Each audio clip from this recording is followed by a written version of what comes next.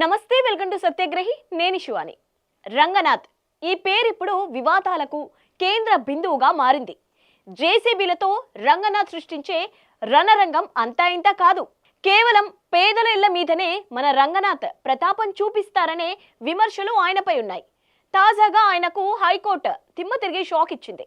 జేసీబీలతో ఇతరుల గోడలు కూల్చడం చాలా ఈజీ, కానీ న్యాయస్థానం ఇచ్చే ఆర్డర్ పేపర్ ముందు మీ బుల్డోజర్లు రీస్టార్ట్ కూడా కావు. మేం చట్టానికి అతీతులం, మమ్మల్ని ఎవరు ఏం చేయలేరు అనుకునే ఐఏఎస్ అధికారులకు తెలంగాణ హైకోర్టు ఎలాంటి షాక్ ఇచ్చిందో తెలుసా? ఏకంగా ఈ రంగనాథ్ను వెంటనే అరెస్ట్ చేయండి, ఆయన ఒక అలవాటు పడిన నేరస్తుడిలా మారారు అని న్యాయమూర్తి సంచలన ఆదేశాలు ఇచ్చారంటే హైడ్రా అహంకారం ఏ స్థాయిలో ఉందో అర్థం చేసుకోండి. హైడ్రా కమిషనర్ రంగనాథ్ను అరెస్టు చేయమంటే లాయర్లు చేతులు జోడించి వేడుకోవడంతో ఆ ఆదేశాలు వెనక్కి తగ్గారనుకోండి. కానీ కోర్టు బోనులో అది దిక్కన్న నేరస్తులు నిలబడే ఒక మూలలో నిలబడినప్పుడు ఆ ఆఫీసర్ మైండ్లో ఏం తిరిగిందో. ఒకే అంశంపై ఏకంగా 3 సార్లు కోర్టు దిక్కన్న పడితే ఇక్కడ బాధితుడు పిటిషనర్ కాదు నాయనా, స్వయంగా కోర్టే అని జడ్జి ఎందుకు అనాల్సి వచ్చింది? అసలు లోతుకుంట 40 ఎకరాల భూమిలో ఏం జరిగింది? పూర్తి నివేదిక వింటే మీ కింద భూమి కదలాల్సిందే. విషయంలోకి వెళ్దాం. హైదరాబాద్ మల్కాజ్గిరి పరిధిలోని లోతుకుంట గ్రామంలో సర్వే నంబర్లు 1, 2లలో ఏకంగా 40 ఎకరాల భూమి ఉంది. ఇది ప్రైవేట్ ఆస్తి. ఈ స్థలంపై శాంతా శ్రీరామ్ కన్స్ట్రక్షన్ కు పూర్తి యాజమాన్య హక్కులు ఉన్నాయి. ఏదో నిన్న కాక మొన్న వచ్చిన హక్కులు కావివి. గతంలోనే ఈ భూమిపై ప్రభుత్వం వర్సెస్ శాంతా శ్రీరామ్ సంస్థల మధ్య వివాదం నడిస్తే 2 సార్లు ప్రభుత్వం ఓడిపోయింది. 2021లోనే హైకోర్టు ఈ సంస్థకు అనుకూలంగా తీర్పు ఇచ్చింది. సరే, తీర్పును అమల్లోకి తెచ్చారా అంటే అది లేదు. దాంతో గతంలోనే కోర్టు ధిక్కరణ పిటిషన్లు పడ్డాయి. అప్పట్లో ప్రభుత్వం కోర్టుకు ఏం చెప్పిందో తెలుసా? అయ్యో లేదండి, హైడ్రాతో సహా ఏ ప్రభుత్వ శాఖ ఆ ప్రైవేట్ భూమిలోకి అడుగు పెట్టదు, ఎలాంటి జోక్యము చేసుకోదని హామీ ఇచ్చింది. కోర్టులో ఓడిపోయారు, హామీ ఇచ్చారు, ఇక సైలెంట్ గా ఉంటారా? ఊహో, మూడోసారి అసలైన డ్రామా మొదలైంది. ఈ ఏడాది మే చివరి నుంచి జూన్ దాకా అధికారులు మెల్లగా సీన్లోకి వచ్చి ఆటంకాలు సృష్టించారు. ఓకే, యజమానులు కోర్టు ఉత్తర్వులు, యాజమాన్య పత్రాలు చూపించారు.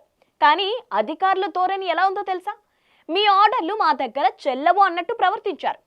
ఆ తర్వాత జూలై 17న అసలు రచ్చ జరిగింది. ఉదయాన్నే భారీ బలగాలు, పోలీసులు, జేసీబీలు వేసుకొని లోతుకుంటా వారిపోయారు. ఉన్న ప్రహారీ గోడలు, టిన్ షీట్లు కూల్చేశారు. దౌర్జన్యంగా ఫెన్సింగ్ వేశారు. అంతటితో ఆగారా?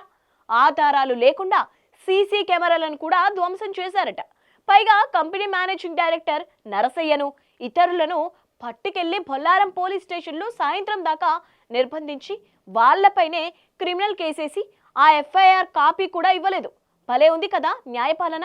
శాంతా శ్రీరామ్ సంస్థకు ఇక వేరే దారి లేక మళ్ళీ హైకోర్టు తలుపు తట్టింది. ఈ పిటిషన్పై జస్టిస్ జూకంటి అనిల్ కుమార్ ముందు విచారణ జరిగింది.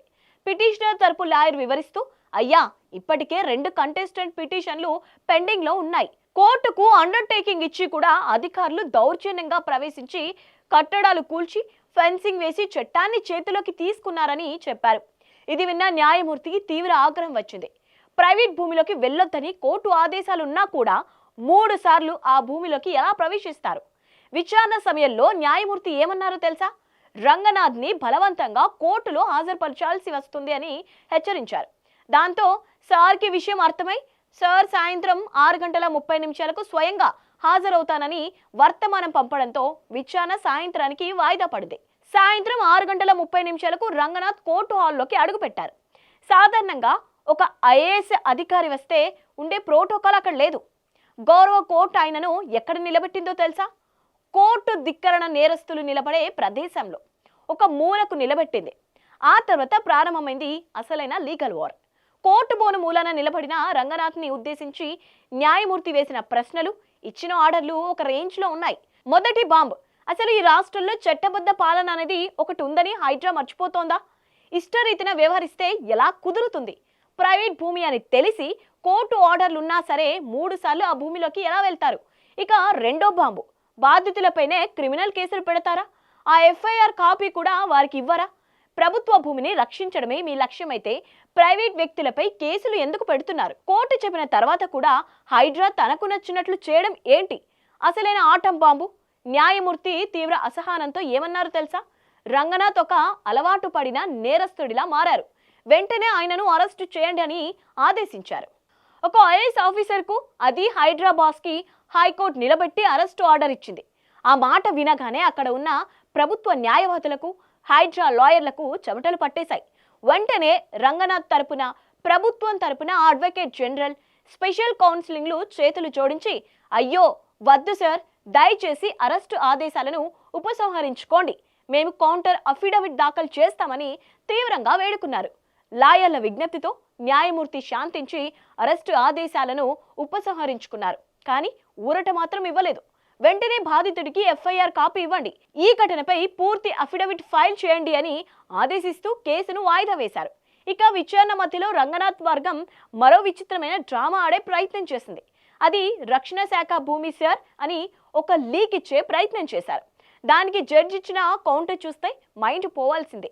అయ్యా కమిషనర్, సదరు భూమి రక్షణ శాఖదే అయితే ఇన్ని రోజులుగా ఆ శాఖను ఎందుకు ఈ కేసులో ప్రతివాదిగా చేర్చలేదు? సివిల్ కోర్టుల్లో పాత కేసులో ఎక్కడా లేని రక్షణ శాఖ అంశం ఇప్పుడు మీ జేసీబీలు దిగాక కొత్తగా ఎక్కడి నుంచి ఊడిపడింది అని నిలదీశారు. అంటే లాజిక్ లేకుండా కోర్టులను బురిడి కొట్టించవచ్చని అనుకున్నారా? యజమాని అనుమతి లేకుండా ప్రైవేట్ భూమిలో అడుగు పెట్టకూడదనే ప్రాథమిక సూత్రం కూడా మర్చిపోయి, మా దగ్గర జేసీబీలున్నాయి, మా వెనుక ప్రభుత్వం ఉంది అని విర్రవీగితే ఫలితం ఎలా ఉంటుందో ఈ సీన్ ప్రత్యక్ష నిదర్శనం. హైడ్రా అనే పేరు చెప్పి బుల్డోజర్లతో పబ్లిసిటీ తెచ్చుకోవడం చాలా ఈజీ ఏమో, కానీ రాజ్యాంగం, న్యాయస్థానాలు ఉన్న దేశంలో లా అండ్ ఆర్డర్ కన్నా ఐఏఎస్ అధికారి తక్కువ కాదు అని తెలంగాణ హైకోర్టు ఈ తీర్పుతో స్పష్టం చేసింది. ఐఏఎస్ రూల్ బుక్ చదివిన అధికారులే చట్టాన్ని చేతిలోకి తీసుకొని కోర్టు అండర్టేకింగ్లను పక్కన పెట్టి పౌరుల సీసీ కెమెరాలు ధ్వంసం చేసి ప్రైవేట్ వ్యక్తులను పోలీస్ స్టేషన్లో పెడితే రేపు సామాన్యుడికి రక్షణ ఎక్కడుంటుంది?